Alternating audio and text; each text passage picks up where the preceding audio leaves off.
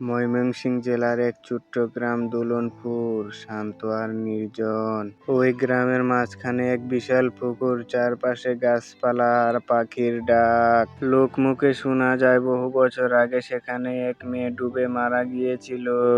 ওই মেয়েটার নাম ছিল মিনা। খুব সুন্দর আর হাসিখুশি ছিল সে। ওই মিনার মৃত্যুর পর থেকে এই পুকুরটা নিয়ে শুরু হয় অদ্ভুত সব ঘটনা।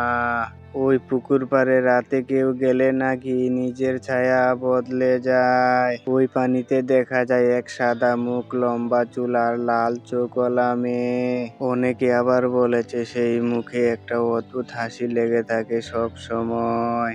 কেউ বিশ্বাস করে, কেউ আবার এসবকে গুজব বলে উড়িয়ে দেয়। কিন্তু রাফি নামের এক তরুণ সাহস করে বাজি ধরলো সত্যি জানতে। পূর্ণিমার রাতে টর্চ হাতে একা চলে গেল পুকুর পাড়ে। ওই ছেলেটা চাঁদের আলো পানিতে ঝিলমিল করছে, বাতাস একদম নিস্তব্ধ। তারপর ওই ছেলেটা নিচে তাকাতেই দেখলো পানির ঢেউ নিজে নিজে কাঁপছে। তারপর ওই ছেলেটা টর্চের আলো ফেলতেই তার ছায়ার পাশে দেখা গেল আরেকটা মুখ। ওই মুখে চুল ভিজে কাঁধে লেপ্টে আছে, মুখ ফ্যাকাশে, চোখ রক্ত লাল। তারপর রাফি পিছিয়ে গেল, কিন্তু তখন শোনা গেল এক মেয়ের গলা। ওই মেয়েটা বলছে, আমি এখনো ডুবে আছি, আমাকে উঠাও।